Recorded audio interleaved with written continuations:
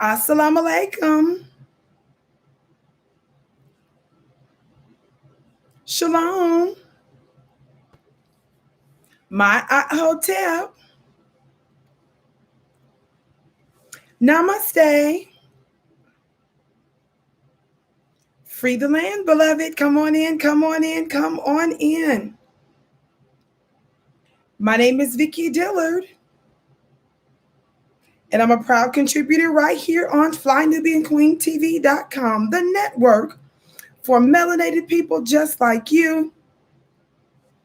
Welcome, welcome, welcome to the broadcast today. We are so pleased that you have joined us. Beloved, as you come in, please come in giving us the thumbs up, thumbs up. Be sure to like, be sure to share. You can text the word Queens to 31996. Let me post this really quick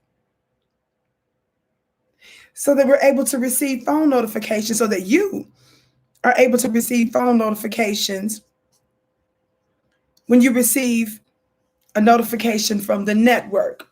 Are you all hearing me today? So please come on in, come on in, come on in. I want you to give us a big thumbs up and share this most important broadcast today. We have a very, I think, interesting topic. And I'm looking forward to discussing what some might consider to be the complexities of Dave Chappelle's recent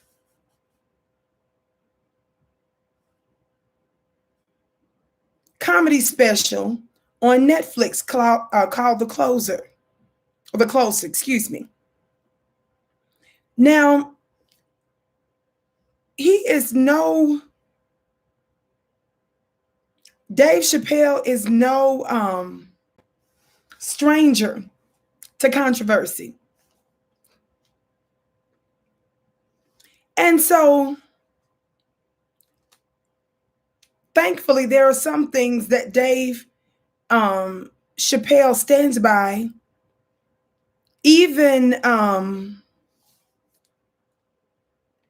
under extraordinary attacks and backlash. Now, obviously, I don't agree with everything that Dave Chappelle does. And I'm not talking about just his comedy stuff, but I'm talking about maybe political stuff and certain social things. But there's certainly quite a bit that I absolutely do agree on. Now, I don't know how many of you all heard this or not,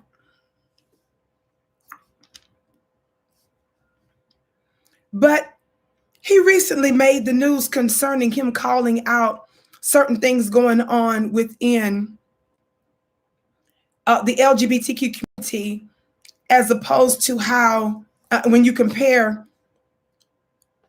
what I'm saying, when you compare certain things that are being said and done to Black people. That's where I want to go with this. So give me just a second, family. Have a little bit of a tech malfunction here, but we're going to make it do what it do. And while I'm doing that, family, I want you to give us a big thumbs up, share this broadcast. Again, for those of you that haven't, let's hit that thumbs up button and share. At the bottom of your screen, there should be a share button. You can copy that link and you can send it out to other people. Somebody talk Black to me. I appreciate you doing that so very much. On the count of 3, for those of you that haven't, let's share, hit the thumbs up button, and also be sure to subscribe. Are you ready? On the count of 3. 1, 2, 3. Thumbs up. Thumbs up, thumbs up, thumbs up, thumbs up. Let everybody know that your sister with the curly braids is on live on FlyNubianQueenTV.com. And we are welcoming and inviting you in now. Now, family, let me tell you something. You all know that we as a people are the most loving, the most respectful, the kindest people on the planet. Somebody talk black to me. Now, you might wonder why it is I say that often. The reason I say that often, beloved, is because, unfortunately,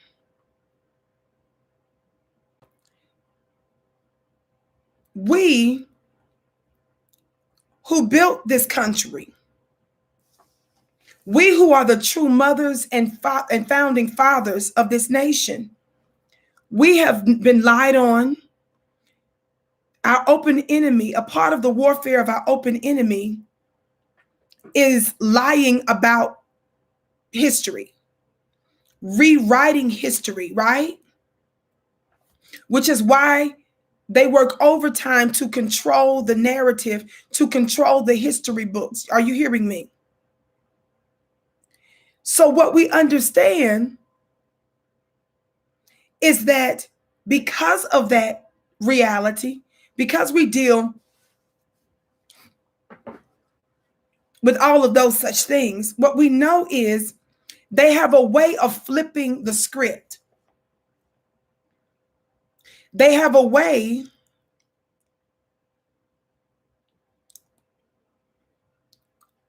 sorry about that. They have a way of demonizing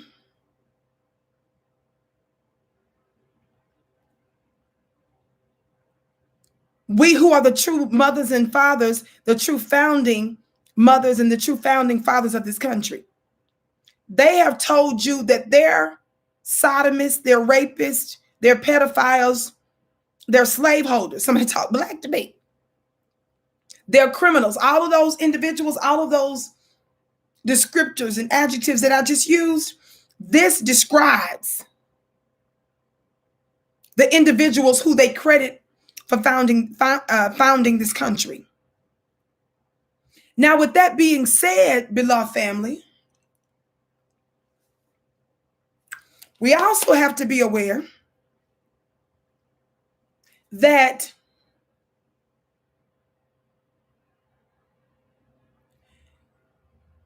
after nearly 500 years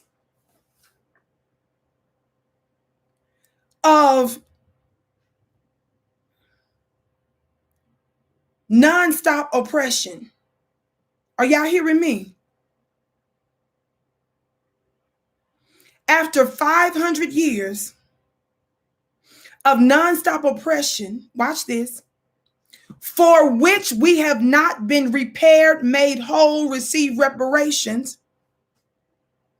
and our open enemies are still instituting a more evolved form of white supremacy, lying to us, making us think that we've actually overcome something, and they've put their bones and biscuits on the front line to convince us to be happy and satisfied, watch this, with a little tired and tawdry biscuits and crumbs. They ain't even a biscuit. It's a whiff of a biscuit.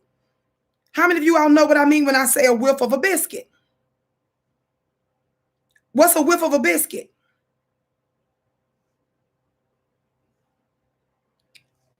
What's a whiff of a biscuit, family? Somebody talk black to me.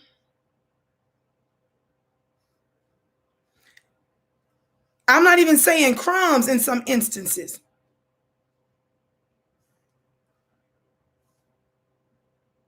A whiff of a biscuit means it's just the smell of the biscuit. Talk black to me. You don't even get to taste it. Your sensory organ, which is your nose, just gets to know it exists. God today. Did y'all hear what I just said? They playing with you so hard that they're not giving you, some of you, You're not even getting the biscuit. Some of our people aren't getting the crumbs. Some of them are just getting the whiff of the biscuit. You just get to be within proximity to know that it somehow, somewhere exists for you. Now, let me see if I can let my Instagram family know really quick that we're live and direct. Give me just a second, family. Shout out to my Instagram family. Instagram, this is your sister with the curly braids, Vicki Dillard. I want you to know that we are live and direct on FlyNubianQueenTV.com. And so we want to invite you to come on over now to Fly Nubian Queen, to my Instagram family. Come on over to FlyNubianQueen.com. Now watch this, FlyNubianQueenTV.com. Instagram. Now, family. Now, this is important. I remind you often of the fact that those of us who were the true Native Americans, as you would call them, or natives, and some would call them Indians, the original were black-skinned natives. And for those of us who have actually had ancestors that came from the continent of Africa, it was still black melanated people, natives, and foundationals who built this country. We did what the white supremacists could not. That's why they stole us, our labor, and our intellectual property to bring into existence what they could not do on their own. I remind you of what was done because I'm building a legal case for reparations. We don't want to forget what was done. Don't go out here talking about you don't want to see no more slave movies. Yes, you do. You hear the Jews talk about their plight all the time, and their plight's been over with. Their plight didn't last as long as I was dead. Are y'all hearing me today? We experienced the worst human treatment anybody ever experienced. Watch this, for longer than anybody else. Nobody can say 500 years. And they got reparations. They got all kinds of acknowledgments and a whole bunch of other stuff. There are other people on the planet that have experienced different things, but it pales in comparison to ours. Now, I know some people want you to believe that it doesn't do any good to talk about how much worse our condition was compared to other people. Yes, it does. That's what separates us from everybody else. And what separates us from everybody else also means we're due what nobody else ought to have or get. That's why when we hearing these funny looking Republicans and Democrats sitting up here talking about they feel sorry for these white Afghans, I'm not saying what was done to them was right, but some of them was willing to sell out their own country for whatever reason they choose to do it.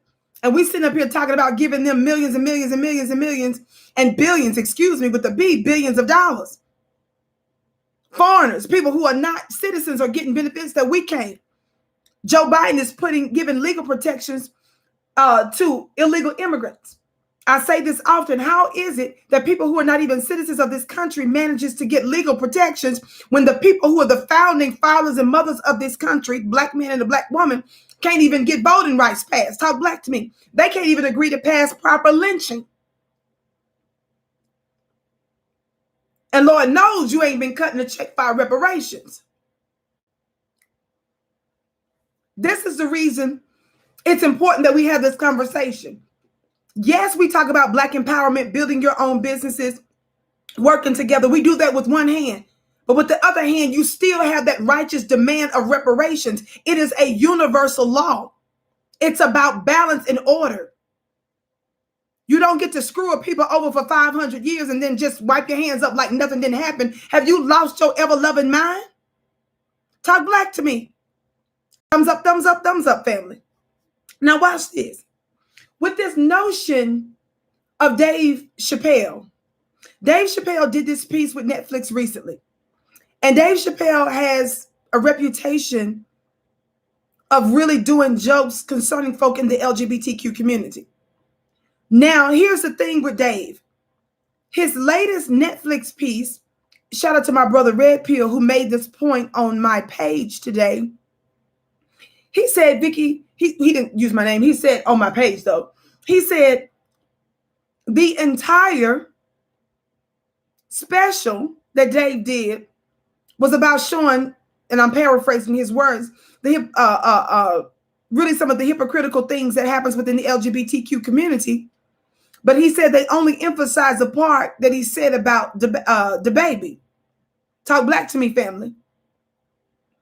But I think that's an interesting point. But I also want to make this point.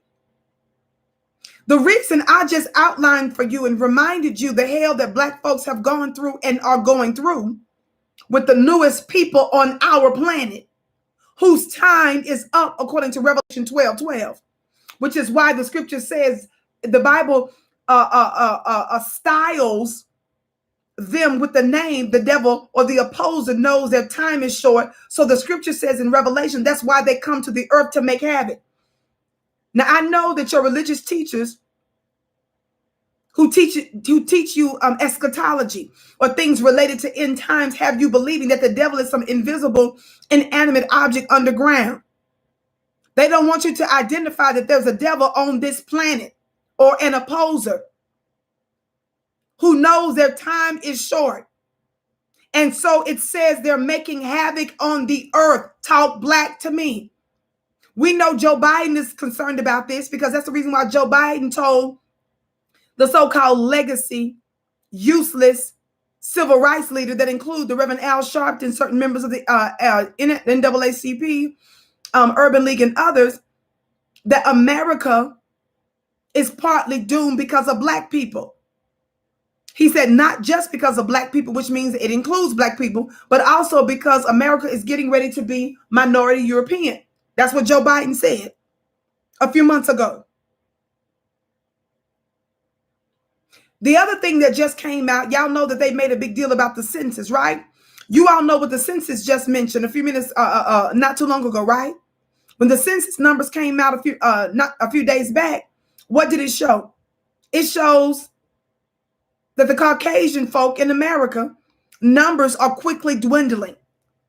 The last census confirmed what we already knew and what their statisticians and demographers already predicted. But before they predicted it, we predicted it. Because it was written. Somebody talk black to me. On the count of three, family, for those of you that haven't, please hit that thumbs up button. I thank you, Indianapolis, for screaming for me. I see you, Miss Nancy.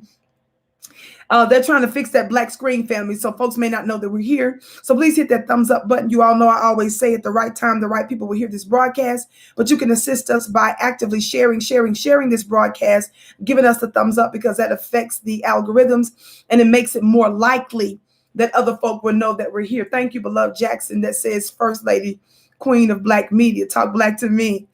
Thank you so much. Now watch this. I bring up these atrocities and the long centuries that we've experienced them. Thumbs up, share, share, share. Share, share, share. I bring this up and I remind you of what we're dealing with right now because we have not been made whole and America has not ceased nor desist from oppressing us. We ain't overcome nothing. Don't be around me. We shall get away from me. I don't want to hear nothing about when we were successful and got voting rights and civil rights and all that, when the Supreme Court has gutted the most central parts to some of that legislation. And when they're finding other technology to make it functionally impossible for us to be full citizens and participants in this nation. Talk black to me. Now watch this. Why do you bring up chattel slavery, Vicki? Why do you bring up the black codes where it was legalized and it was a part of the culture federally, statewide, locally, and otherwise that black folks were legally discriminated against? Why do you bring up convict leasing? Why do you bring up the injustices of sharecropping?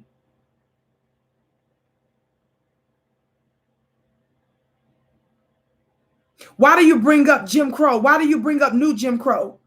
Why do you bring up the industrial complex? Why do you bring up the fact that we have not received any form of reparations, even though America has given Asians, Japanese reparations? They gave the Asians this past year tens of millions of dollars in legal protections. Why do you bring up the fact that they gave white Jews, they pushed and supported even America reparations for Jews, even though what happened to them was over there in Germany and stuff? And we disagree with what happened to those individual groups and others.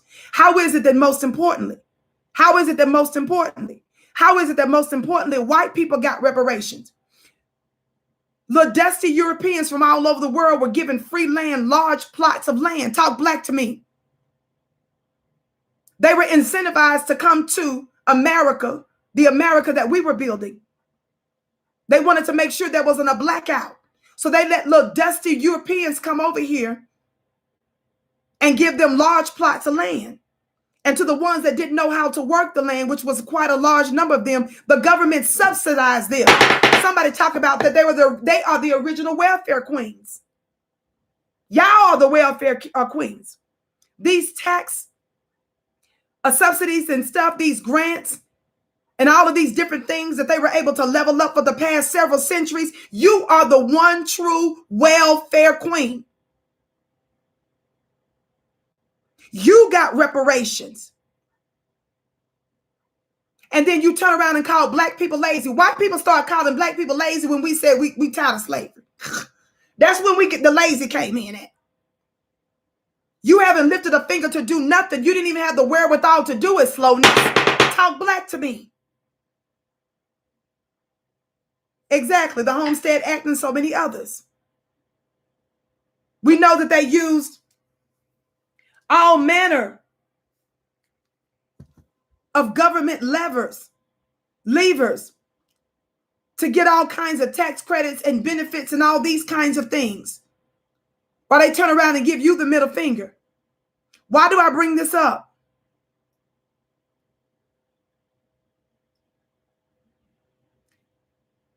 I bring this up because black people are the only group that you should be worried about offending. But yet we'll sit here and tiptoe for telling the truth about all of these other little groups. But you guys make it totally acceptable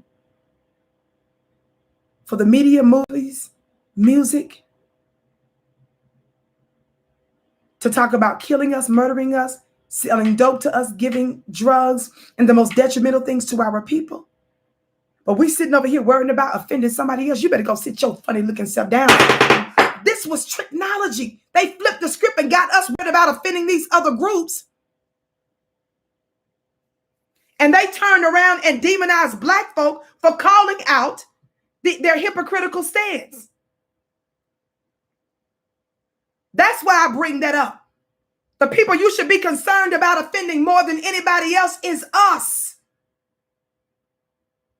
Now let's talk about the LGBTQ community, members of the LGBTQ community, who have been some of the most notorious oppressors of black people. I've said this for years.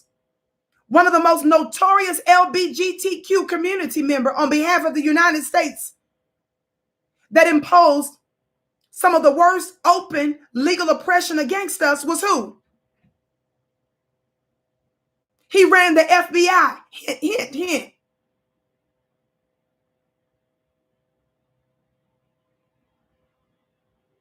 He was round and fuzzy.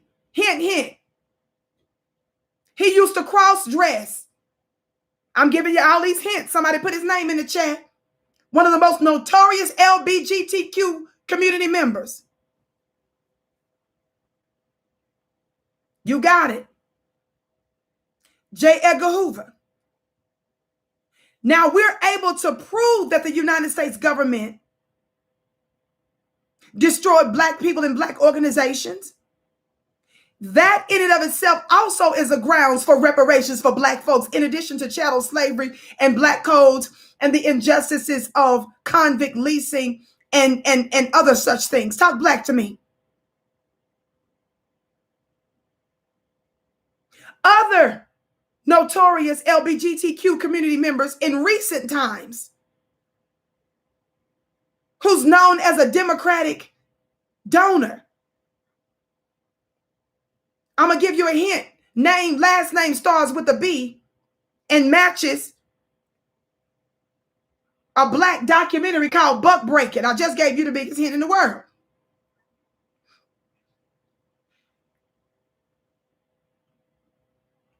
You got it, Ed Buck. Ed Buck, every time he went in his house, seemed like a black man come up dead. And he was allowed to get away with this for the longest time until he was recently charged in such cases. Ed Buck. He was a notorious Democratic donor. Talk black to me. But I also want to spend a little bit of time talking about another notorious LGBTQ community member who, according to black scholars, who, according to certain black schools of thought, allegedly, somebody put the word allegedly in the chat. Somebody say, now Vicki is a responsible broadcaster. Vicki is a responsible commentator. One of the most notorious LGBTQ community member. I'm talking about people that have done slimy and criminal things allegedly to black people. Somebody just said Edgar Hoover. Yeah, that was earlier, but I'm talking about somebody in recent history who's still alive and well. Watch this. Who some black scholars allege, y'all see y'all putting the word allegedly in there. How many of y'all heard of the name of David Geffen? How many of y'all heard of the name of David Geffen? If you've watched the Vicki show, you all know I've gone very deep into him and his connection to our brother Michael Jackson. And I gave you all the receipts. I see y'all waving your hand naturally, Tura, Isadora, and others. Where I broke down for you. He's the owner of DreamWorks. He's a billionaire. Remember Oprah was sitting her funny looking self on somebody's yacht for her birthday? Remember he posted Instagram pictures of him and okra and kale. Somebody say eat your vegetables. Somebody say eat your vegetables. In black society, Oprah and Gail are affectionately known amongst black grassroots as okra and kale. They were sitting there funny looking self on his multi-million-dollar yacht. Y'all remember that? Somebody said buffering. Am I buffering? Moderators, I need to know if I'm buffering on YouTube. Moderators, let me know if I'm buffering. Okra and kale sat their funny looking selves. No, they said. Okay, so whoever said I'm buffering, check your device. Now, if you don't check your device and y'all keep saying it, we're going to assume you're a troll, and our moderators will engage in this thing that's called a block party. God today. Now, you all know I believe in the trolls stand in the chat when they say other crazy stuff because I treat you all like modern day demons. But if you're going to be disruptive and put that mess in there, that they will engage in a powerful, powerful party. Block party. Now, let me get on with the get on. David Geffen, a lot of folks are not familiar with David Geffen. Y'all hit that thumbs up button. Share, share, share. Thumbs up, thumbs up, thumbs up, family. Share, share, share. So David Geffen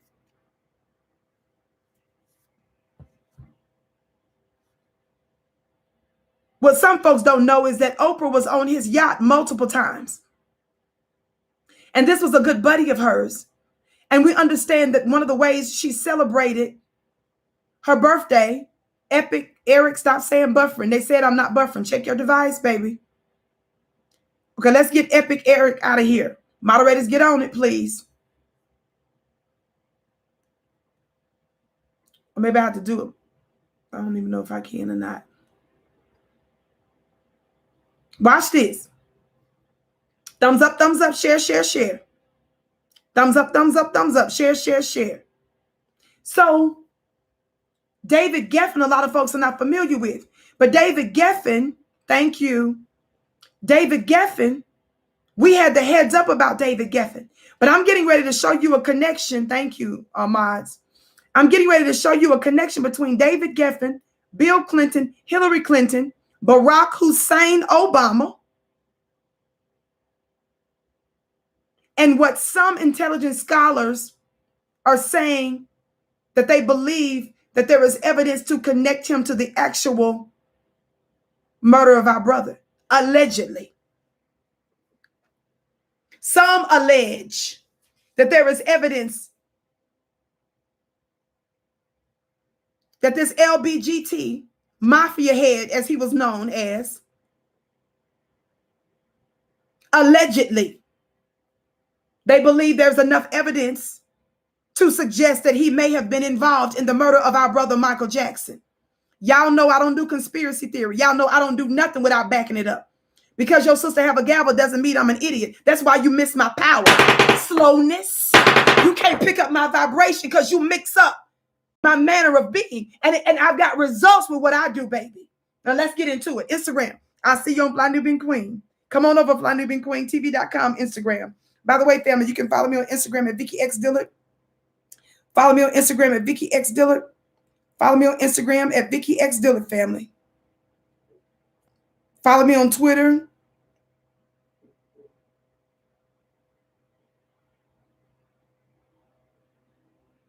At Dillard Vicki, my last name first. Thank you so very much. Okay, let me try to do this again.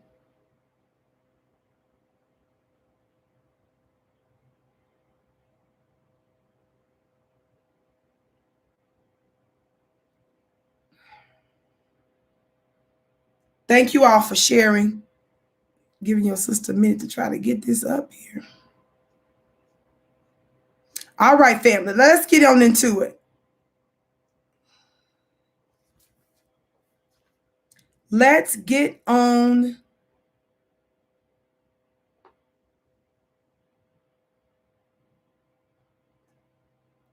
into it.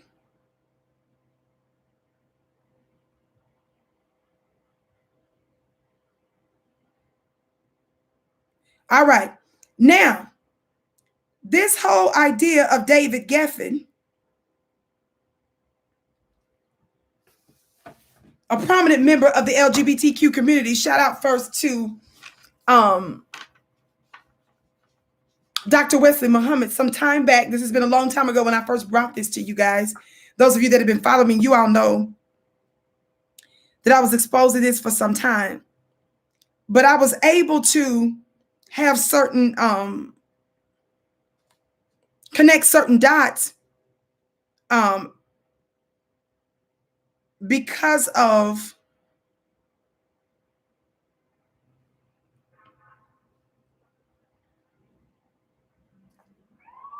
some of the information that I learned from my brother. Now, one of the things, let me give you the basic information about this Dave Chappelle Thank you. So you all know what happened.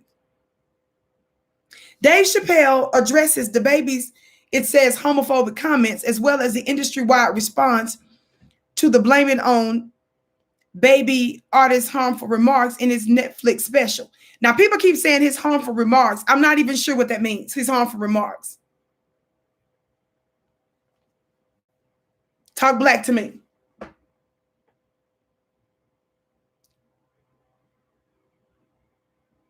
Watch this. I came here tonight because this body of work that I've done on Netflix, I'm going to complete.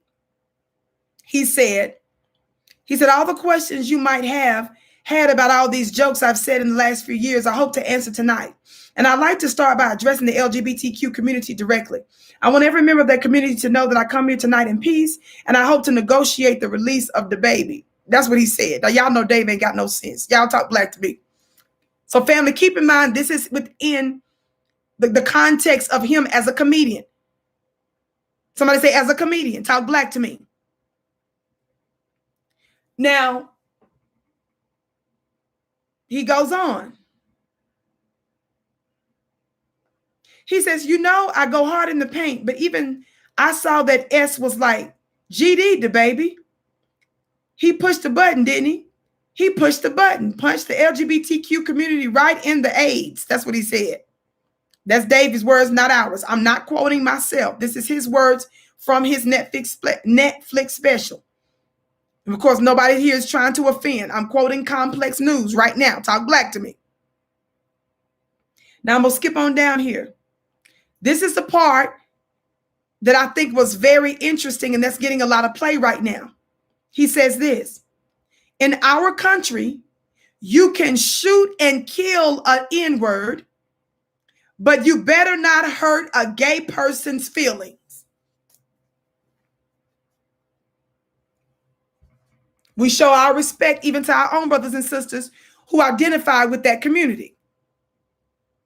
This is not about who you say you are or how you choose to identify. I'm exposing, watch this, where my intelligent black people at. I hope y'all are hitting that thumbs up button. Share, family. Hit that thumbs up button. Share on the count of 3. 1, 2, 3, thumbs up. Thumbs up, thumbs up, thumbs up, thumbs up. Thumbs up, thumbs up, thumbs up, thumbs up. Y'all love to send me other people who you think are powerful and celebrities and famous. My question is, do you send them your sister stuff? Put this link out. Share. Thumbs up, thumbs up, thumbs up. Tell them your sister with the curly braids is on live and direct. Now watch this. It says, in our country, this is what Dave said, you can shoot and kill an N, but you better not hurt a gay person's feelings. Now, why was he saying that? He's saying that because DaBaby was involved in the actual murder of a person in Walmart. I won't get into all the details of that, or the cousin of the slain that came out recently expressing some feelings about that particular situation. The long and short of it is, he got off on the situation, but he was actually involved in a murder. Dave Chappelle was bringing out America's hypocrisy. But I suggest he was bringing out America's priorities. What do you mean, America's priorities, Vicki? He was making the point that DaBaby was involved, no matter the circumstance, whether it was justified or not. Obviously, that issue of self-defense came up in that situation. His point was, even though he was still involved in a murder of another black man, that didn't tank his career. What tanked his career, what affected his career, was the fact that he made a statement that offended some folk in the LGBTQ community, though he apologized, though he made it clear he didn't mean anything by it negatively towards them. But America, lily white America, has no problem with the fact that he murdered somebody. What I want you guys to see is that America elevates other groups to make them appear to be more victimized than us, to try to give this idea that we're we're both equal. We both deal with some form of discrimination or exclusion or some form of oppression or injustice, so that black folks don't stand out as we should, and so that others will be able to dilute the justice claims that we have, like reparations. Did you all catch that? Cecilia said, bring it out, Vicki. Did you guys catch that? The issue here today, which is why I started off the show by saying black folks, we're the sweetest, kindest people on the planet. We show respect to everybody. There are folks within our community that identify as part of LGBTQ community. My point to you is, you ain't more special than us. And your feelings ought not take precedent over our reparations and our justice claim. We'll get to you in a minute when you run us our trillions. Somebody say run us our coin. When you run us our coin, and when America ceases and desists from killing Black people, then we'll get to you. We're not saying we're not going to get to you. We're saying you ain't the priority. Just like illegal immigrants ain't nobody's priority. White women shouldn't be the priority. And God knows her husband and her man shouldn't be.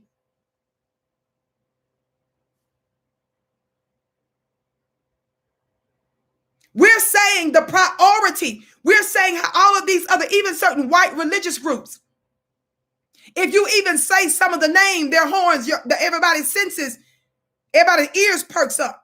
Like you most special than us. There is nobody that has experienced the most inhumane treatment on the planet for longer than us. Nobody.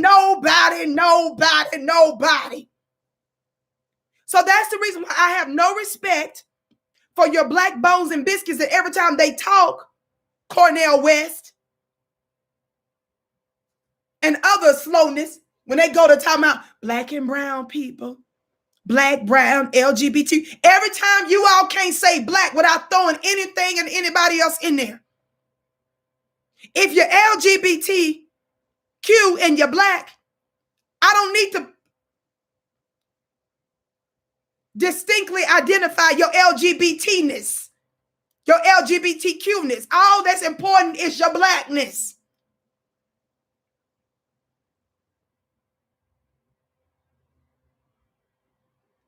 I'm saying we're the priority. Thumbs up, family. Thumbs up, share.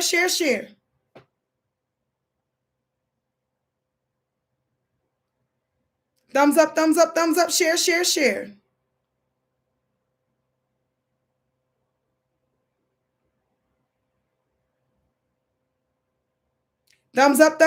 up, share.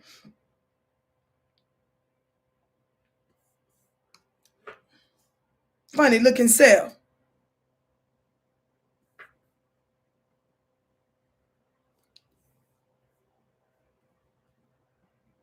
Now let's get on to it. So the issue is what again, family? The issue that we're discussing today is the issue of priority. They're trying to dilute our Black justice claims.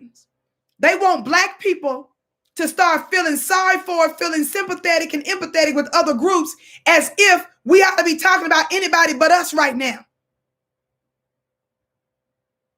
People who've been shot in the back and in the chest should not be sitting in the emergency room worrying about somebody who stubbed their toe and the toe black. So they're in the emergency room to see about their black toe. Your black toe can turn blacker. People who've been shot, who have chest gunshot wounds, we don't care nothing about your missing nail. We don't care that you got a splinter. We don't care that you got a headache.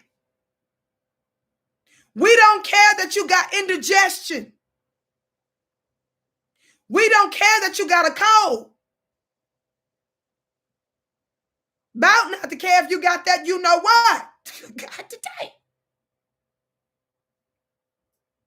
People who sit in the emergency room for heart attacks and strokes ain't studying your stub toe.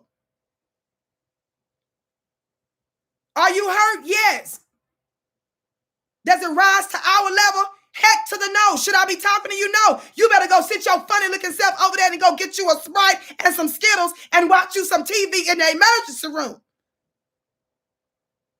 That's what you better do. Get you some hand sanitizer. And go sit your funny looking self down somewhere. The fact that you even tell me that your toe stub, you stub your toe. And we sit over here dealing with loved ones that's got heart attacks and strokes is an embarrassment.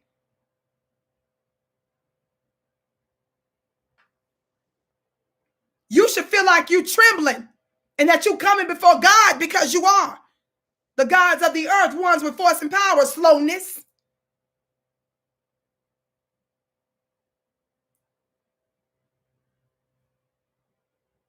People that get splinters, do they hurt? Yes. And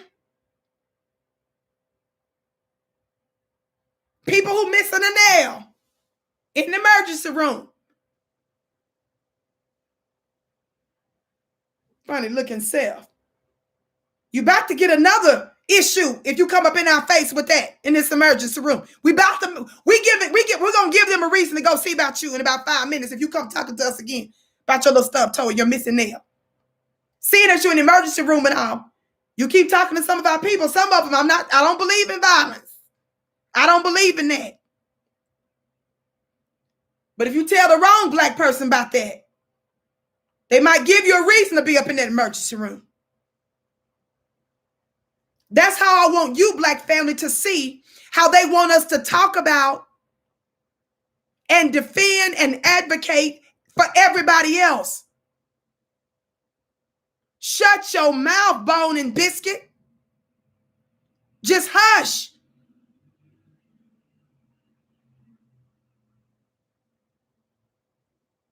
What was I going to talk about? I don't want to talk about, again, this is about how we've got to reckon with the fact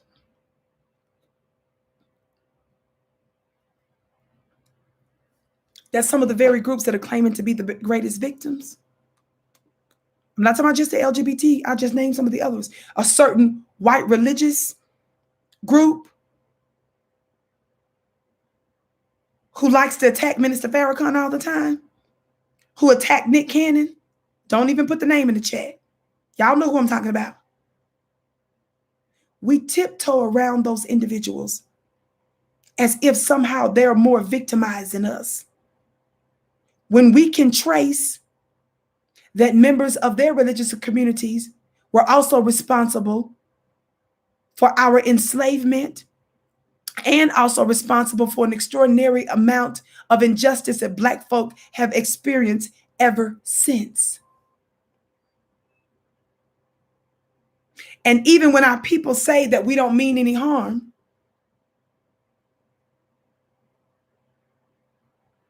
these individuals get preferences, and the media becomes more sensitive to appeasing them than they do black people. And the reason for that is black folk still talking about forgiving our enemies. Black people are responsible for allowing others to be prioritized over us. And I'm pointing out the fact that the very people that we're sitting here talking about are victims and saying that they experience stuff, and we're not discounting whatever you say your experience is. We're saying they don't rise to the level of us, and we are saying that we can prove that you too have been responsible for our oppression. And we need to have a come to Jesus moment. But the Jesus we're going to be dealing with is not your stringy head, blue-eyed one. It's going to be this black revolutionary one. Now let's get on with the get on. Watch this. Who is Ed Buck? Y'all, we already talked about him. That was that Democratic donor. I'm reading from NPR. This is from this summer, July 2021. Democratic donor Ed Buck is convicted in the deaths of two men who offered drugs for sex. A federal jury on Tuesday convicted a wealthy California political donor on charges he injected gay men with methamphetamine, in exchange for sex, leading to 2 deaths and overdoses. Ed Buck, 66, was found guilty on all 9 felony counts in federal court, which could lead to a life sentence. Now, family, it was we, the black grassroots, who first brought this to the public's attention, and we were calling out the Democrats for not calling out one of their financiers for the death of black men. Y'all see this? Scary looking optic terrorist, in addition to being a murderer. Okay? Now that's one. I've already addressed him. Let's move now into this David Geffen fellow. Now, some of you came to know who David Geffen was. If you are following my show, it's because you've been watching me for the past couple of years or so, and I brought some of this information to light. And others of you found out about it when Oprah was celebrating her birthday, and she was sitting on his funny-looking yacht. This guy named David Geffen. For those of you that don't know, one of the main reasons we give Oprah Winfrey this everlasting work, in part, is because of how she betrayed our brother Michael Jackson. Now, family, in addition to Oprah maligning Black people and Black men and pandering for the quarter century that she reigned as the queen of talk, pandering to her white zaddies, at the same time, while she was empowering white supremacy and her white zaddies, she was disrespecting Black men. Oprah is one of the first ones who used her platform to begin to push other people groups. She was the one that was pushing these alternative agendas even before it began to catch on like it has today. You all can thank Oprah for that. Oprah was one of the first ones who used her very large platform to push that. She was the one that was seeding her anti-Black male hate to her lily white stay-at-home mamas. Let's keep it above. Thumbs up, family. Share, share, share. Now, with that being said, one of the people that she's very good friends, very close friends with, we found out later were enemies of some of our most prominent Black brothers.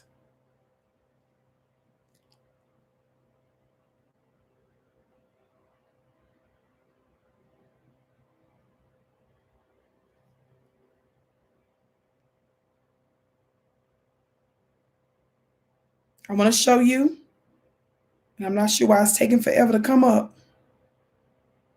Don't start playing. Do not start playing. Watch this. Watch this. David Geffen, and again,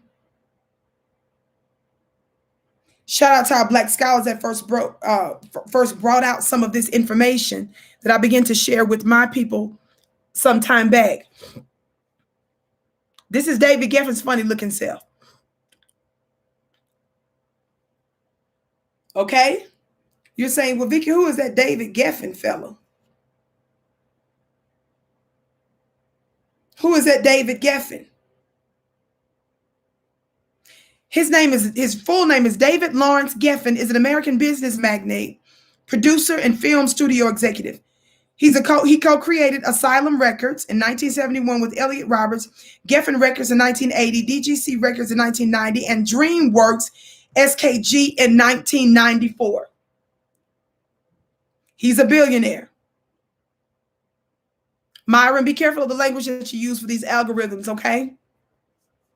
We can make our point, without using those words, because we already know that they like to unnecessarily target not just us, but also our chat. So make sure that you're careful on the language that you're using in the chat, family.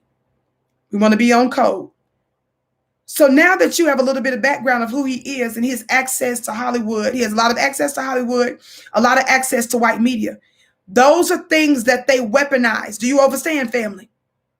You all know that whenever a lot of white men get involved in media, in Hollywood stuff, and in the music industry, in many, many, many, many cases, if not most cases, we see Black exploitation and Black slavery on a whole other level. Talk Black to me.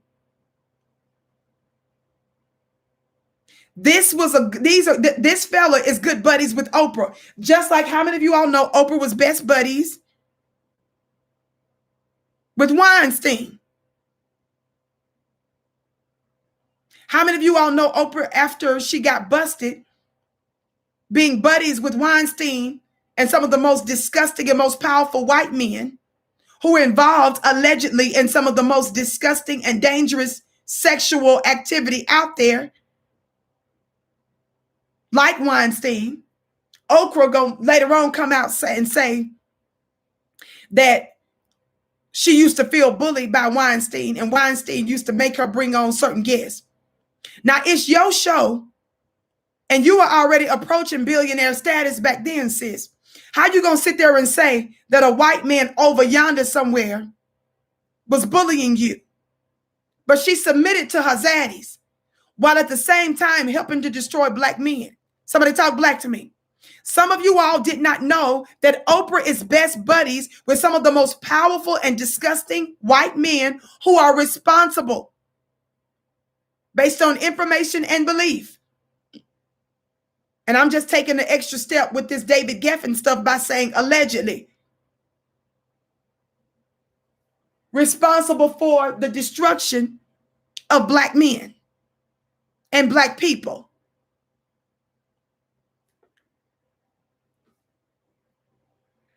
David Geffen family, watch this article. Watch this article. This is a Vanity Fair article by Maureen Orth, O-R-T-H. This is for my intelligent black people. You're going to have to stay with me mentally today, family. Watch this. What does the title of this headline say? Can you all see this headline? What does it say? What does the title of this headline say, family?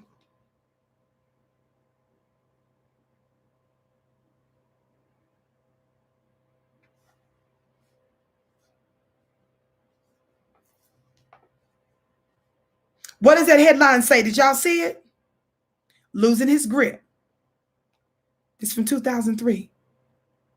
Who are they talking about? Listen, I'm putting y'all up on game, and I keep trying to tell you the reason why they feel like that the new black media is so dangerous is because we recognize that the media is warfare, but some of you all don't know it, or you don't get how deeply these demons are. Watch this. It's first, listen. Does it get more bizarre than it's been getting lately? Apparently, yes. From Michael Jackson's increasingly freakish appearance to his voodoo death spells to the disturbing revelations in the $21.2 million civil lawsuit against him, the pop star's life has been spinning out of control. Investigating his spiraling debt, his grandiose schemes, and his controversial relationship with children, the author wonders if Jackson is as crazy as he seems, or a cool manipulator of his own fame.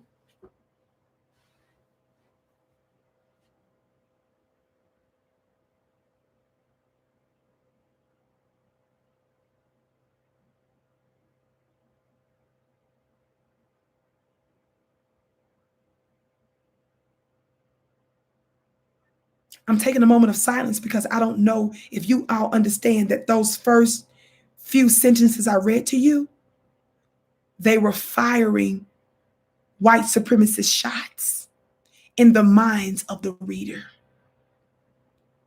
And you guys wonder why Michael Jackson was under such attack, why they painted him as a nut. The reason why amongst black society, some of you actually thought that Michael Jackson was messing with little children. Even if you didn't officially believe it, the fact that you hesitated and scratched your head and called him a nut, you are part of the ones that were under their spell. Talk black to me.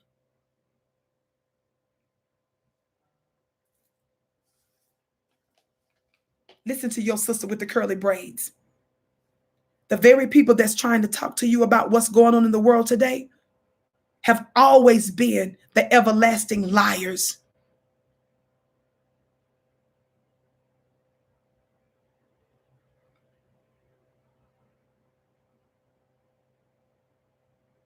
Did you all hear me? Why did I read you that headline? Because we're told that it was David Geffen that sent out the word to all of the major media apparatuses where he had access to begin to paint Michael Jackson as a nut. How many of you all remember when Michael Jackson, don't put the words in the chat, did that song where he was talking about a certain religious community, and he put their names in a song, and everybody signed off on the song that knew about the song privately. And we're told that his enemy made sure that the song was leaked and that the press certain people in the press found out about it. So they started to talk about his song even before the song was officially out because somebody leaked it, even though they had already approved it ahead of time. And they started to paint Michael Jackson as if he was anti-Semitic. How many of y'all remember that?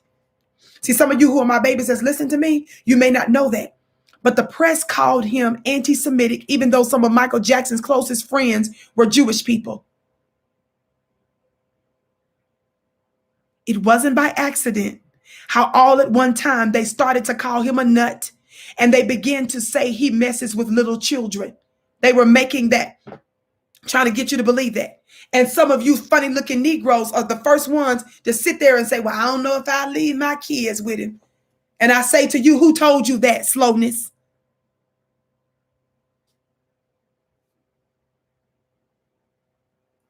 Watch this. I read you that headline for a reason. David Geffen, and be sure to take down the names of these receipts that I'm giving you. I said, be sure to take down the names of the receipts I'm giving you. I'm already dropping them. So make sure that you're paying attention. In a book entitled, I was actually trying to pull it up.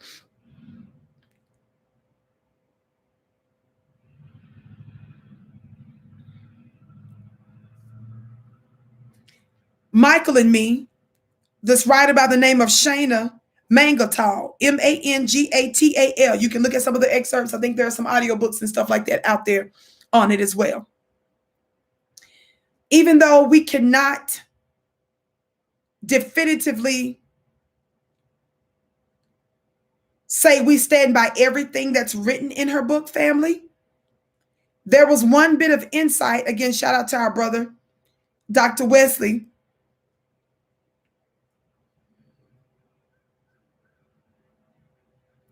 She pointed out a little bit of insight in her book. Be sure to pull up her name, pull up her information, and pull up the book. Here's a picture of her and Michael Jackson together. That's her. Okay? Again, I'm not sitting here saying that I'm standing by everything that was written in her book and her motives for the book and all that stuff. But she reveals one bit of insight in the book that she wrote about Michael Jackson. Guess what she revealed? She said that Michael Jackson, of course, a lot of folks knew that Michael Jackson had an enemies list, like 24, 25 people. And one of the top folks that was on his enemies list was this David Geffen, by the way. Michael Jackson said it was David Geffen that helped to destroy his career.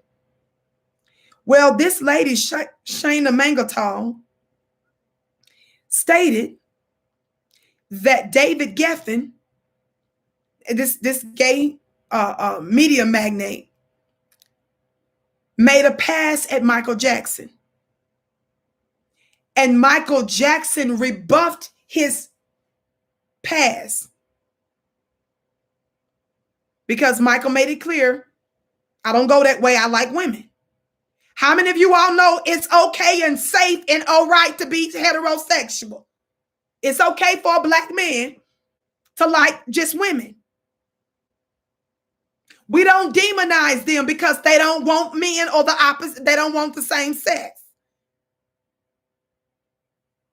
You're not oppressed because don't nobody want you. God today. That does not, you can't classify that as oppression. We ain't disrespecting nobody that's a part of our community. We love our people. But you don't get to say that's oppression. I'm the original woman. I'm going to tell you to sit your funny looking self down somewhere. That ain't oppression because people don't want you.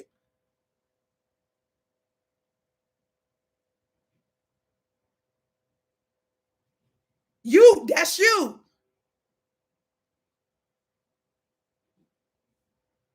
So according to this lady, she said Michael Jackson revealed that David Geffen, his best boy, one of his best friends at the time, powerful white man, made a sexual pass at him. David Geffen is gay. Michael Jackson said, I may go with black women, white women, Hispanic women, Asian women, anything in between. But I don't do men. David Geffen didn't like that. According to her report that she said Michael Jackson told her. And because Michael rebuffed him, this very powerful billionaire was offended. He's known as being petty. And he used all of his access in the media to destroy Michael's career. Did you all hear what I just said?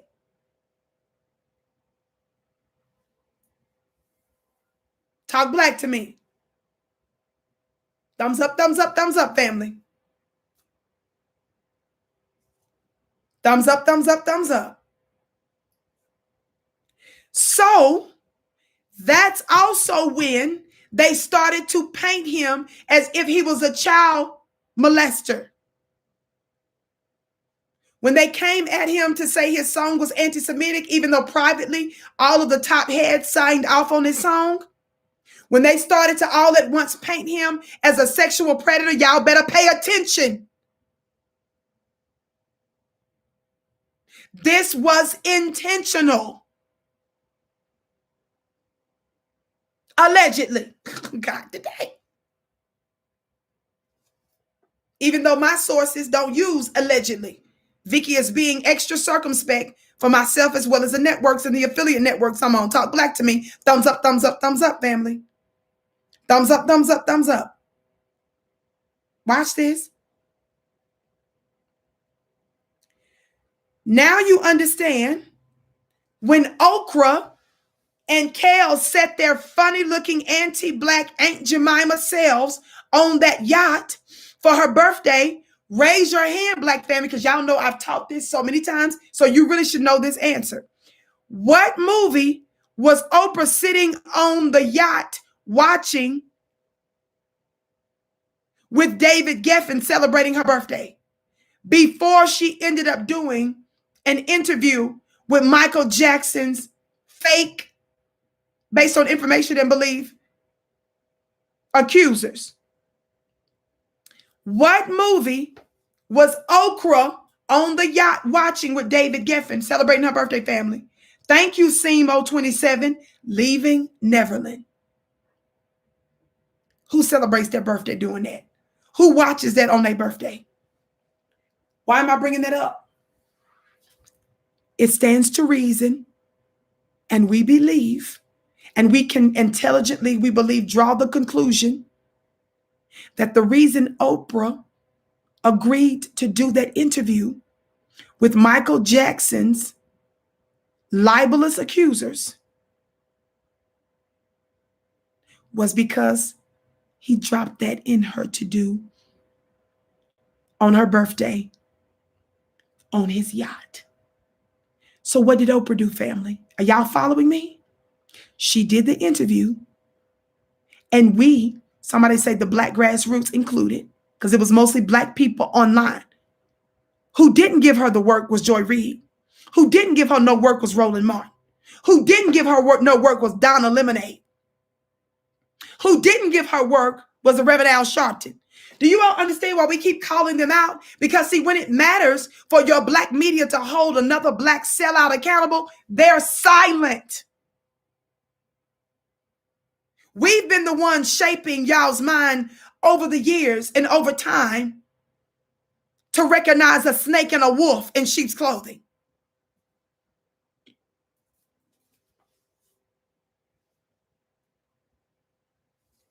when she did the interview, the after interview, after the documentary was out, interviewing who we all know was discredited. Legally, they were discredited.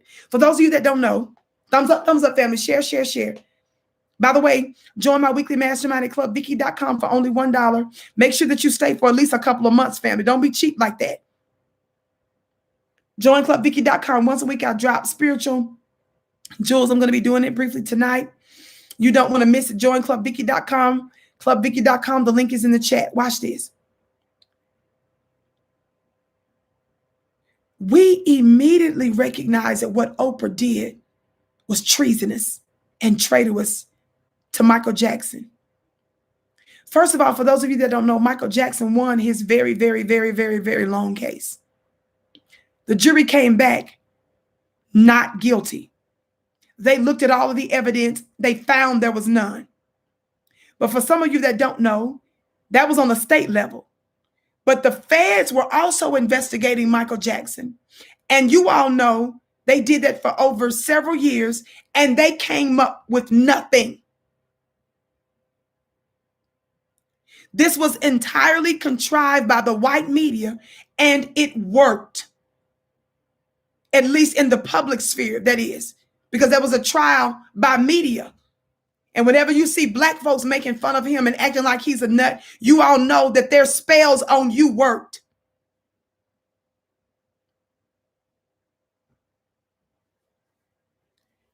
Oprah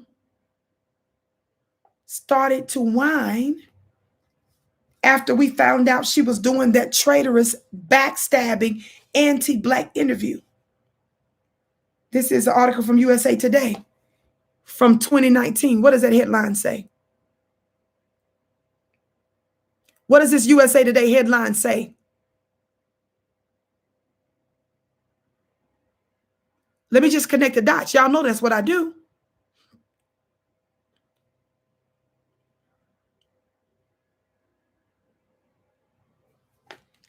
It says Oprah Winfrey talks about the, quote, hateration she got over leaving Neverland special. Now, first of all, Oprah is nothing but an honorary white woman. So the fact that she uses the word hateration just is cringeworthy. It don't even sound genuine coming from her. She's saying hateration because she wants you to know it came and it's inspired by Negroes. Talk black to me. Listen to what her funny looking self said. She actually said this on the Daily Show with that guy, Trevor. But she made an interesting statement, but I'm going to tell you something later. She made a similar statement around the time she was doing the interview too. Watch this. Oprah Winfrey says she was subjected to extreme backlash after joining the Michael Jackson debate following the Leaving Neverland documentary. Now, black family, give yourself a round of applause in the chat. Put some black hand claps in the chat and give yourself a round of applause for giving Oprah Winfrey this everlasting work. See, we're the ones that helped to dethrone her.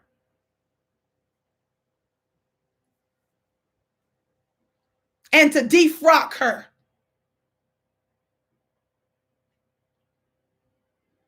The iconic talk show host and media mogul received praise and criticism after sitting down with Jackson's accusers for Oprah Winfrey Presents After Neverland. Now, what was she watching on her birthday, family? Whose yacht was she on? And what was she watching on the yacht, family? All of a sudden, after her birthday, she's out here doing Oprah Winfrey Presents After Neverland, which premiered immediately after the explosive documentary on HBO. Now listen to this quote. She says, "I haven't had that much hateration since I did the puppy episode with Ellen DeGeneres. Leaving Neverland." That's what she said. I read a couple of other articles looking for a quote that most of the articles did not include, but I heard her say during her interview. Guess what also she said? She said that she was going to be accused of taking down the black man. Oprah said that. I always bring that one little bit out that the most media, white mainstream media, they put the word that she says hateration in there, but they don't put the other quote that she made in another setting where she said that she would be accused of taking down the black man. The reason why I emphasize this is because I wanted you to know she knew full well what she was doing. And she did it anyway to please her zaddy. Oprah said she knew she would be accused of quote unquote taking down a black man. Those were her words that she used in another setting concerning that HBO After Neverland interview she did. Do you all understand? So for those of you who think Oprah is the best thing since sliced bread, this is the reason why the Black Grassroots gives her that work also. She acknowledges it. She knew that and she was still willing to do it. What some of you also may not know is that Michael Jackson's family, buying through their estate, pleaded with her not to do it. And she did it anyway. Do you guys understand that?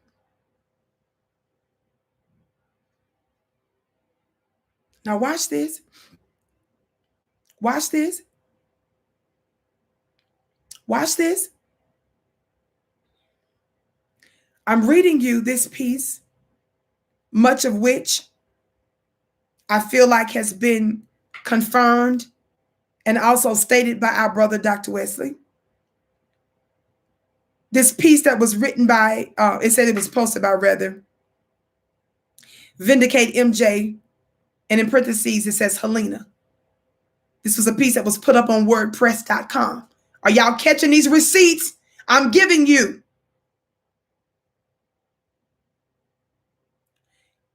What does this title say? Because I don't want you thinking I'm making this up. What does this headline from this particular piece said? Can you see it?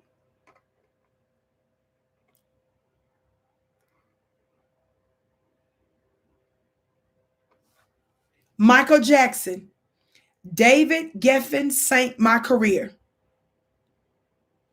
It says, in the face of new slander campaign against Michael Jackson that's still going strong even after 10 years after his death, let us try to find out who is most probably behind it, who started it in the first place, and who was so much intent on ruining Michael Jackson's career, according to Michael himself. I'm skipping. The information that Michael Jackson, quote, hated Geffen is still available on the web.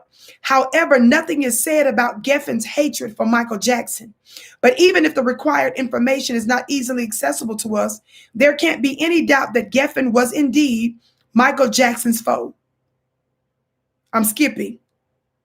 This Daily Beast reporter, which they quote, Nicole Laporte, says it like this about it. Geffen is famous for his decades-long and very ugly feuds. When I called a friend of Geffen's and asked him if he'd speak to me, I was met with a heavy silence on the other end of the line, and then a deep-throated growl. The last person who wrote a book about David Geffen is dead, and he was young and healthy, and now he's dead. Click. That's what the article says. We don't do allegations. I gave you receipts, and I'm quoting you word for word what this article says. Now it's up to you to do your research and to determine whether you believe it or not. But this is what the article says. I'm not giving my opinion on that one way or the other. Many of you probably heard of the so-called enemy list of Michael Jackson, which was mentioned in the media with a sneer and a chuckle, but no one ever explained why David Geffen was said to be on the top of that list. I got to skip because it's a very long article. Be sure to read it. I just gave you the name. I just told you where you can watch it or read it or get it. Forgive me. I said, watch it. It says,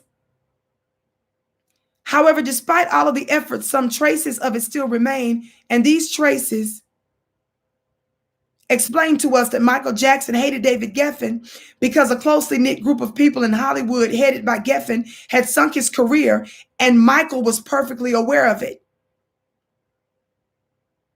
Here is one of the pieces that contains this truly priceless information. Quote, Jackson reportedly hates Geffen for being a part of what he calls Hollywood's G Mafia. Fill in the blank, family, without putting a word in the chat. That's Michael Jackson's word. Even though it's perfectly fine to say, I'm still being extra careful, crossing my T's, dotting my I's, because y'all know the Vicki Show follows the rules. For some of you all that don't know that, this statement comes from a source. It says, you both know and don't know. You know it because it comes from the Vanity Fair article by Maureen Orth, O-R-T-H. I just read you a quote from Maureen, remember? That very salacious and diabolical first paragraph that I read you, that she was describing our brother, Michael Jackson. She was using very ugly language. Listen, that was from Vanity Fair, family. I said that article was from Vanity Fair that I first read you when I came on. Y'all got to connect the dots. That quote where it says that Michael Jackson specifically said they were part of the G Mafia that helped to sink his career. The reason this article says you know it because it comes from Vanity Fair article by Maureen Orth called Losing His Grip, published in the April 2003 issue of the magazine. Watch this, family. Though it was released a month earlier on March 3rd for some reason.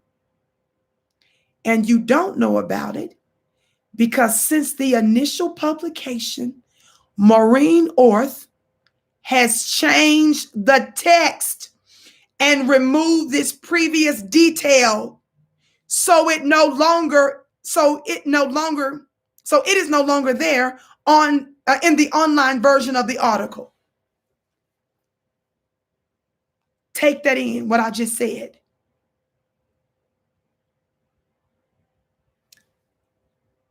My point is, why was the LGBTQ community being protected in that instance when Michael Jackson's words that directly came from Michael Jackson about what he said was happening to him and who was behind it from a very premier magazine known as Vanity Fair?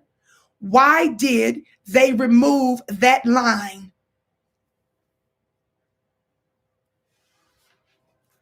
Y'all don't play with me. Don't get my gavel banging twisted with my intelligent slowness. Your sister did not shake nations and Wall Street banks and entities and governmental officials because I'm a nut.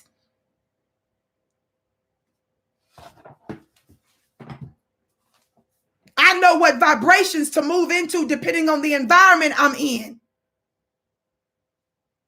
Your sister with the curly braids, talk black to me. Thumbs up, share, share, share.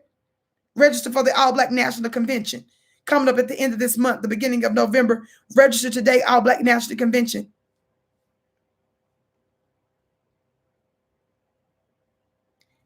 It says the Vanity Fair article must have been redacted almost immediately after its release, as Michael's reasons for hating Geffen were copied, pasted by a very limited number of media outlets, the traces of which remain in only 2 of them, in the New York Post and on a Fox News page, which functioned until recently, but it is no longer there and is now displaying a 404 sign. Somebody say media is warfare. In fact, if Michael's words hadn't remained in the New York Post, we wouldn't have learned that he ever said them and that they were part of the original Vanity Fair text. But you guys believe everything that your lily white media tells you? When they intentionally, selectively leave out certain information? They don't want you to be intelligent detectives, to pick up the clues and the hints. They don't want you to ever draw the right conclusion.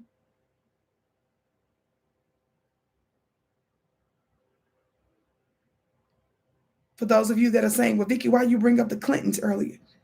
Vicki, why did you bring up Barack Hussein Obama? Here's another receipt. The receipts are not just the article references.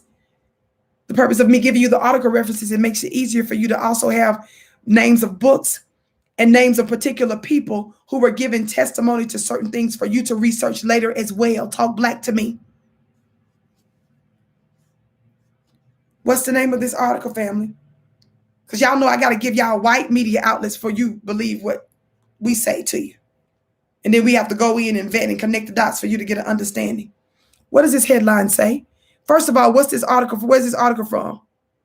You see the F for Forbes? You see the Ford.com link? What does that headline say, family? Family, what does that headline say?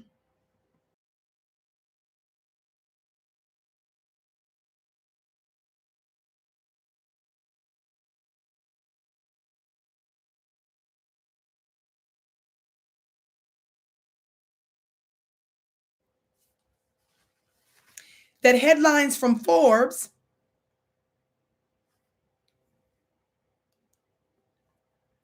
from 2007 says Geffen ignites Clinton-Obama feud. You're so welcome, beloved. It just said thank you for the daily scholarship. Y'all hear me? After re-entering the political circles with the star-studded fundraiser for Barack Obama this week, it didn't take long for David Geffen to join the political fray. I said after re-entering. Are y'all connecting the dots? After re-entering the political circles with a star-studded fundraiser for Barack Obama, who are they talking about? Re-entered the political circle. They were raising money for Barack Obama. Who are they talking about, family?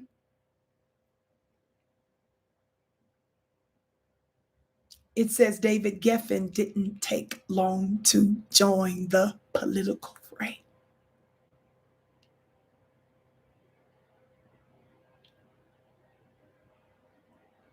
In fact, he became the central focus of the political news cycles on Wednesday. His sharp criticisms of Hillary Clinton and her husband in a New York Times column ignited a war of words between the campaigns of Obama and Clinton, bringing to a head long simmering rivalries for donors between the two superstars presidential contenders. So for those of you that's not catching up on this, David Geffen, this LGBT magnate, who Michael Jackson said was his top enemy on his enemies list, who is said and is reported to have allegedly made a gay pass at Michael Jackson. Michael Jackson rebuffed him. This man was so petty and was so disgusted by being rebuffed that he allegedly went about destroying Michael Jackson's career, helped to paint him as a sexual child predator, made him look like he was a wacko and a nut, anti-Semitic, and did all these kinds of things. We're bringing up these elements of this community because we need them addressed, because how they adversely affect Black society, and I'm not through. For those of you that don't understand where I'm going with this, let me read some more before I go there. If I just drop this bomb on you. If you follow me long enough, you should know where I'm going, because I've been giving you all these receipts and I've been giving you all the heads up for a long time. You all know that when I'm dropping you spiritual insight that I get, I turn around and find you the best scholarship I can to verify and to confirm what I say.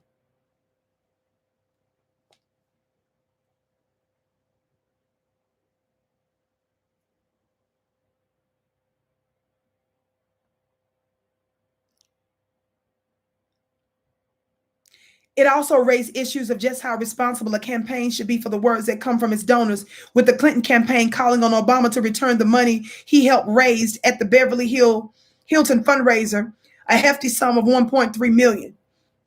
David Geffen was one of the top heavy donors for the Clintons, particularly Bill Clinton. He slept in the White House when Clinton was in office, for those of you that don't know that. I'm going to go further in just a minute, but let me give you some more information from this Forbes magazine, this news article.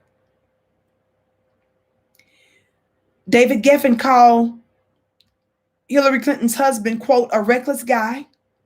He says everybody in politics lies, but they do it with such ease, it's troubling. Watch this. And Geffen targeted Clinton for her 2002 vote, it says. I'm skipping now. But their close relationship, meaning David Geffen and the Clintons' relationship, it says, their close relationship soured by the end of Clinton's term, Bill Clinton that is, culminating in a fallout over Clinton's pardon of Mark Rich and denying one to Leonard Peltier, whom Geffen was pushing for release. Are y'all hearing me? It says Geffen has seldom spoke to the Clintons since then. Watch this.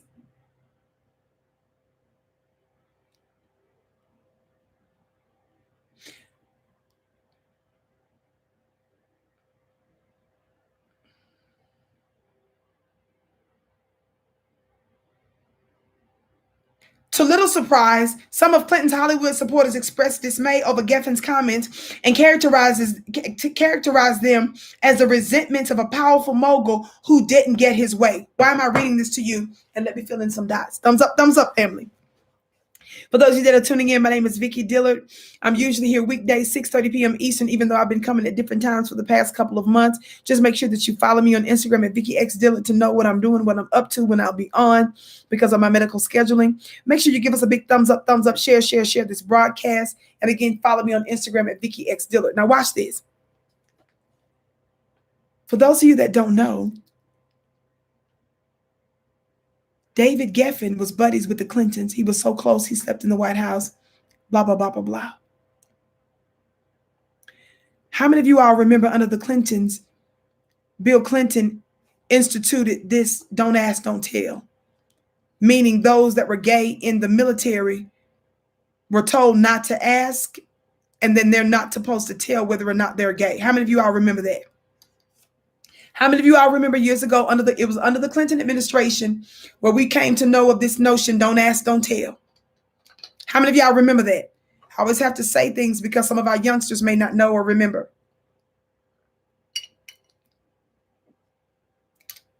DBCU says, what an awesome broadcast, sis. You're lighting our A up with your knowledge this evening. Thank you, beloved.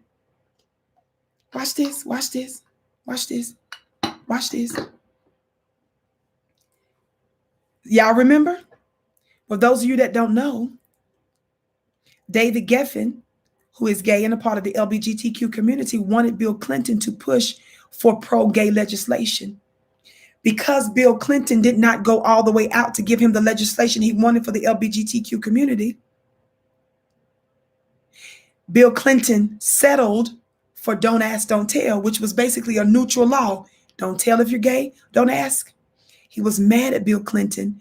And that is what we believe, based on information and belief and other sources, is the real reason why he ended up turning as being the top, one of the biggest donors of the Clintons. That's the only thing that also makes sense. And of course, plenty of receipts and other inferences that I don't have time to get into, but I've got to give you the details while I can. That's what ticked him off, because Bill Clinton wouldn't go all the way in for pro-gay legislation. He was mad at Bill Clinton because Bill Clinton settled with a neutral policy of don't ask, don't tell. Does that make sense? So some of you say, well, why did he ended up years later supporting Obama? Remember, I told you that he has a history, based on reports for people that know him, of being petty, notoriously petty. And he will go to all lengths to destroy people that offend him. He waited years later to punish Bill Clinton by using his wife's presidential campaign aspirations.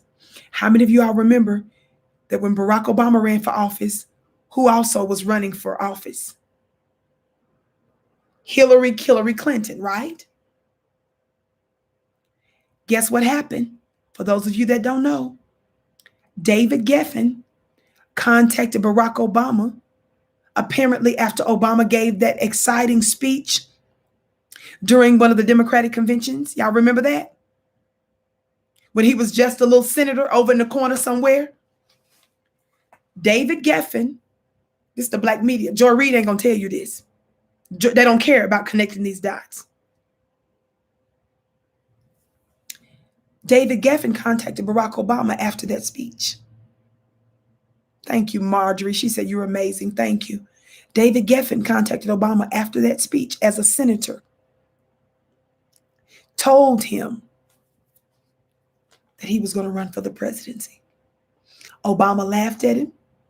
Sometime later, Obama called him back, agreed to run.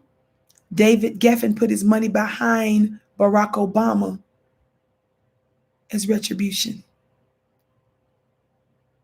against the Clintons. That was his time to really get back at him.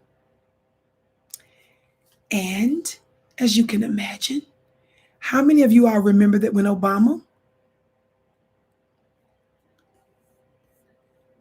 how many of you all remember, I hope our moderators are looking at the chat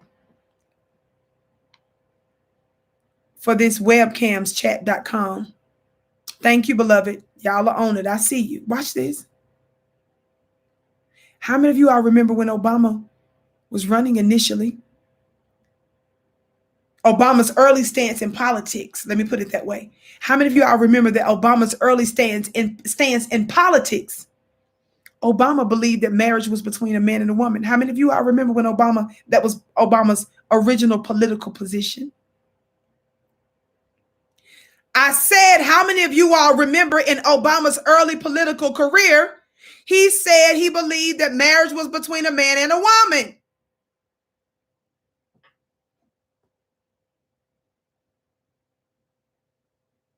Now, who did I say told Obama he was going to run? Who did I say first told Obama his funny looking self was going to run and that they were going to put money behind him?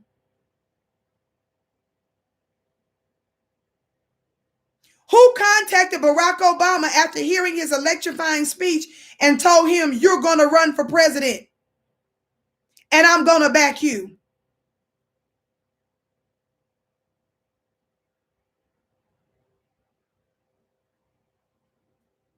Thank you, David Geffen. You can also look that up. David Geffen admitted that in an interview.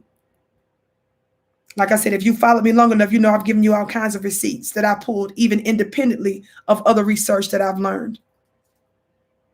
What happened under the Obama administration? Obama's career first said he believed marriage between a man and woman. How did the evolution of Obama pushing gay legislation that even Bill Clinton didn't push? Obama did what Bill Clinton didn't even do. Y'all remember this Newsweek article when they called Obama the first gay president?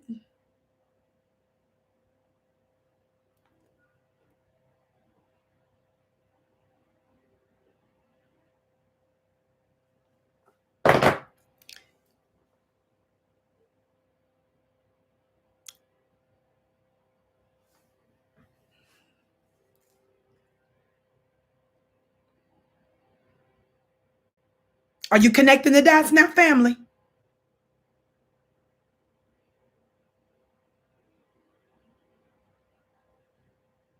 As it relates to what, again, shout out to Dr. Wesley Muhammad, because this was Dr. Wesley Muhammad that alleges, I'm saying the word allege. I shouldn't put words in his mouth, but I'm being extra careful on these platforms. It was our brother, Dr. Wesley, that I remember seeding this notion that David Geffen was somehow involved in, allegedly, the murder of our brother Michael Jackson. And that black doctor How many of you all remember?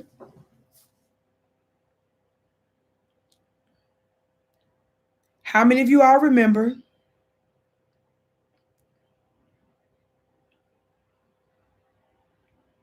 I want to pull up his picture, Dr. Conrad Murray. I'm trying to find this picture. How many of you all remember this brother, Dr. Conrad Murray? How many of y'all remember his trial? Well, they screwed him in court and tried to blame this man for the murder of Michael Jackson. How many of y'all remember that?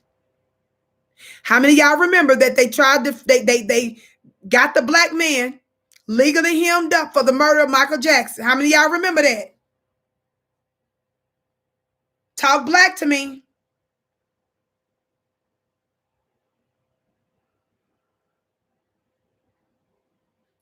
It says in 2010, Michael Jackson's personal physician, Dr. Conrad Murray, pleaded not guilty to involuntary manslaughter in the death of the pop star in the Los Angeles Superior Court. Y'all remember that?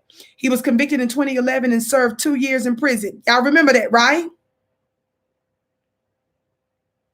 Y'all remember that?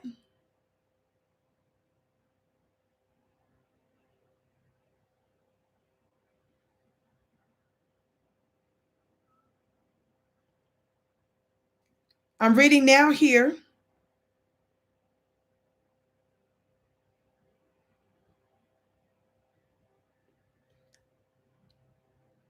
Which this is quite a bit from this particular article that talks about that doctors competed to give Michael Jackson painkillers.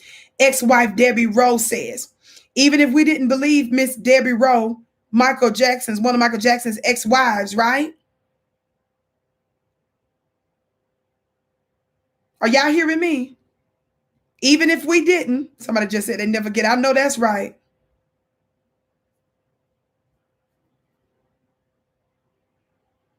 Thumbs up, thumbs up, thumbs up, family. I really wanted to show you this picture. Thumbs up, thumbs up, thumbs up, share, share, share. Thumbs up, share, share, share.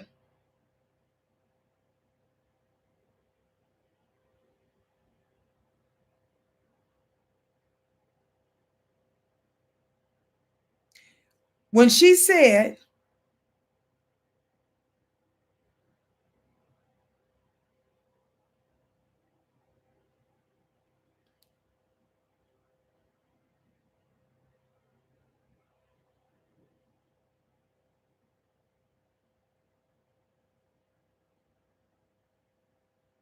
this part, I want you to read. This is interesting. This is different, but I want you to hear this little bit of insight, right? Are y'all hearing me?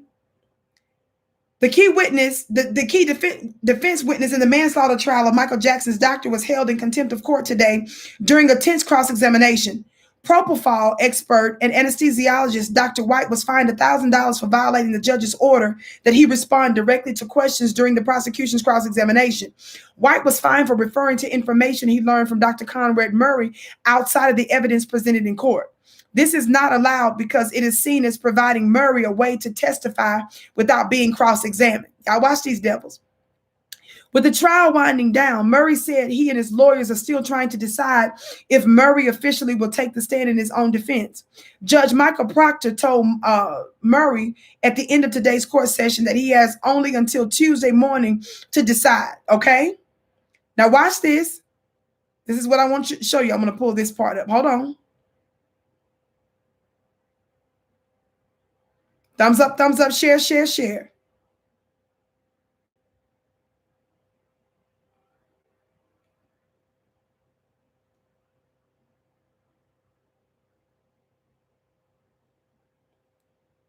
While they were waiting on on that decision, family. Hold on, I want to get this information to you.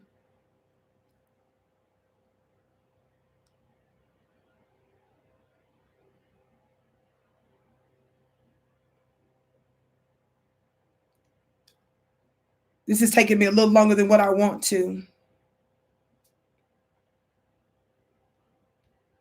Prosecutors in the trial of Dr. Conrad Murray will get their chance money to cross-examine the defense star witness. the anesthesiologist Paul White at the trial in the final days. White testified Friday, y'all listen, that Michael Jackson probably caused his own death by injecting himself with a dose of propofol while his doctor wasn't looking. The defense expert also directly challenged the theory put forth by the government's main medical witness, Dr. Stephen Schaefer, who spent 5 days on the stand. Schaefer had said that the only plausible scenario was that Murray had let Jackson's IV drip the surgical anesthetic for 3 hours even after the pop star had stopped breathing. His testimony is the first evidence that defense had provided to support the theory that it was Jackson and not Murray who administered the drug that killed Jackson. What they're not telling you guys, family, is this. There was another white doctor that was giving Michael Jackson other drugs behind Dr. Conrad Murray's back. There was another white doctor who some say have connections to Geffen. A part of the defense's position was that the black doctor, Dr. Conrad Murray, he was going to show that there was this other white doctor that was giving Michael Jackson medicine behind his back. Are y'all hearing me? The judge denied him the right to do it. Did you all hear what I said? The judge denied him the right to do it.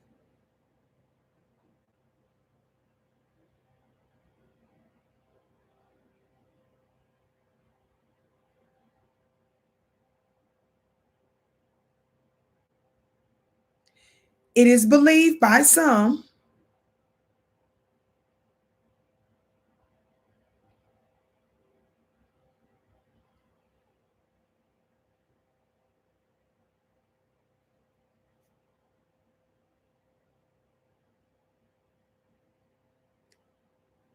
believe that one of these doctors, one of the names that's in the mix, he's really a dermatologist though, Dr. Klein. But some believe that it was a white doctor that went behind his back where Michael was getting this medicine because Michael was in so much pain that he gave Michael too much medicine. Some believe that some of that was intentional, and some also believe that it's interconnected to an insurance situation as well that had to do with who would ultimately also own some of Michael Jackson's music or his masters. Do your research. I'm going to leave that there.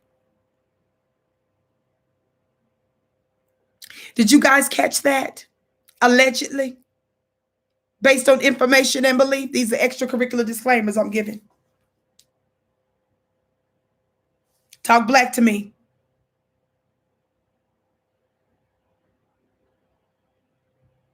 Thumbs up, share, family.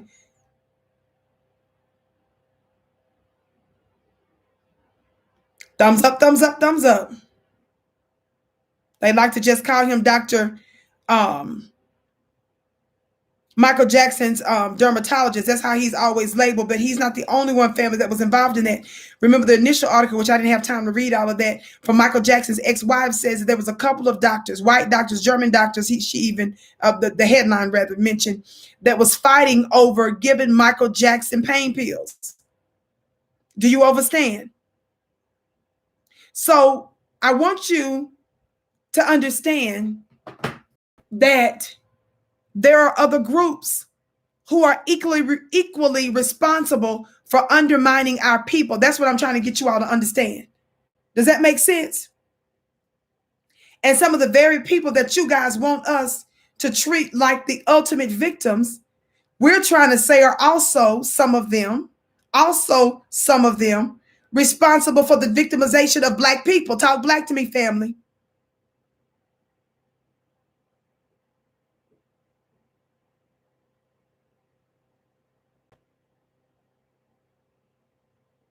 Did you all hear what I just said?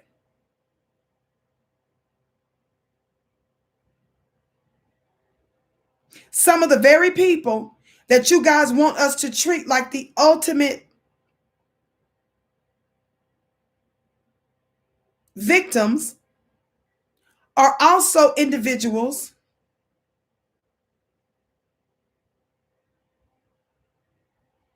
who are responsible for victimizing our people.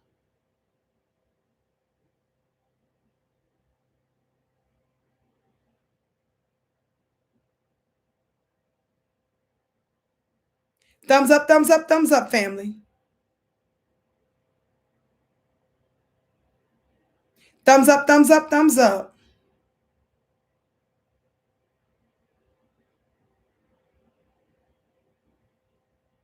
Thumbs up, thumbs up, thumbs up.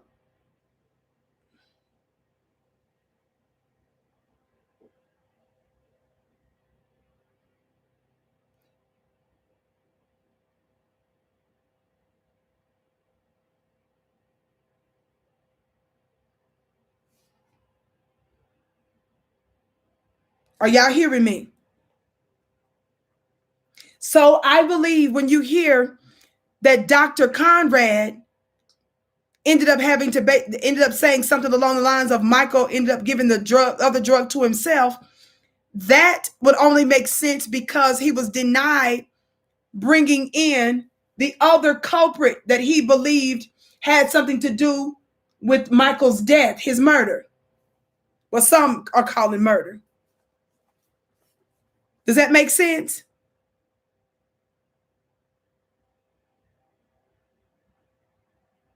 Now, if I'm going to go with this particular Reuters article, the headline says Michael Jackson's doctor says others gave him propofol.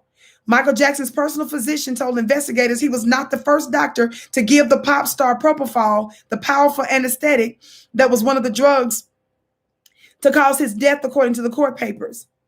Are y'all hearing me? Murray, a heart specialist with offices in Houston and Las Vegas, was hired to care for Jackson while the singer prepared for a series of comeback concerts in the weeks before his sudden death in Los Angeles. I'm skipping. The Los Angeles County coroner has ruled the death a homicide by overdose, determining that propofol and the sedative lorazepam were the main drugs that caused his death. Murray previously had identified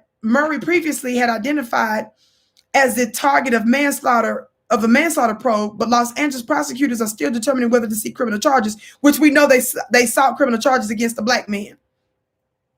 The latest affidavit, though, are y'all listening? Was filed in support of a search warrant carried out in August in Las Vegas, pharmaceutical supply office where Murray bought propofol and other drugs later found in the singer's body, the affidavit states. Murray has admitted giving Michael 25 milligram dose of propofol the morning he died, according to police records. Murray told police he worried Jackson was addicted to propofol and was trying to wean him off the drug with smaller doses. Okay?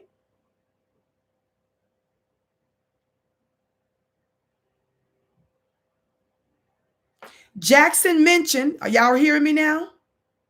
Jackson mentioned two other doctors, his longtime dermatologist, I already mentioned him, Dr. Arnold Klein, and previous personal physician, Alan Metzger, had given him, that's a quote, had given him medicine and that it wasn't working. It also says that Murray arranged at Jackson's request for another doctor in Las Vegas identified as David Adams to give the singer propofol, which he did in Murray's presence in a third-party cosmetologist's office. The document also states that bottles of propofol were found in Murray's doctor's bag and on the bedside table of Jackson's home after his death. I was only reading you this Reuters article with this headline from 2009 that said Michael Jackson's doctor says others gave him propofol because it was his contention. He wanted the courts to know that he was the official doctor of Michael Jackson. He knew what he was giving him. He was being responsible, but others was basically coming behind his back and was also giving him medicine.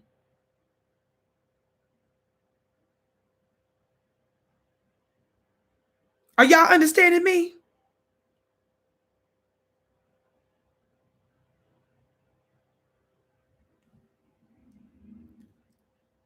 I'm wanting the LGBTQ community to deal with your own.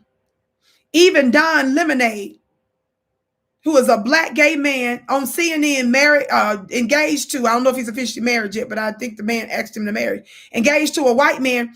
Even Don Lemon talked about racism within the LGBTQ community. I'm just trying to let you all know that with this Dave Chappelle piece, him breaking down the fact that DaBaby actually was responsible for the death of someone by gunshot, and that didn't destroy his career. I wasn't there for the situation. I know there's some controversy, but if he's saying it was self-defense, and if whatever's, whatever the situation was, we don't know all the details, but he claims self-defense. And if it's self-defense, and if it's truly self-defense, that would make sense. But our point is, if the murder of another man, another brother, doesn't sink his career, but the LGBTQ community offended by a statement that he made that he quickly apologized for, we're just trying to see, how do these other groups take precedent over Black people? And we're showing you that others feel like Black folks' death and murder is not that big of a deal to be all getting your panties in a bunch over. But if you offend other communities, even though you ain't trying to, even though y'all be out there apologizing, Nick Cannon, giving money to them, going to their museums.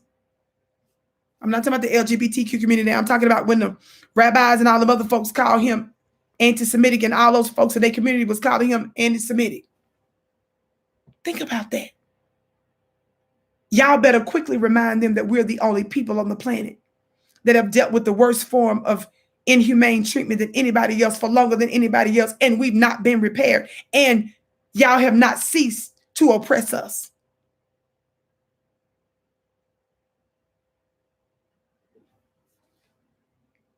Let me get ready to go, fam. I got my mastermind class coming up very, very briefly tonight. If you want to join today for only $1, clubvicki.com. Make sure you stay for a few months to stay with us. Don't have me there giving you all these powerful jewels and you too cheap to just come there and just, get some information and exploit my amazing intergalactic gems only to get in and out. Somebody talk Black to me. We have a powerful, growing family. This is an actual movement. So make sure that you join us, family. Follow me on Instagram at Vicki X Dillard. Follow me on Instagram at Vicki X Dillard. Follow me on Twitter at Dillard Vicki. I can't wait to see you again. I bow to you. I'm your sister with the curly braids. I cannot wait to see you again.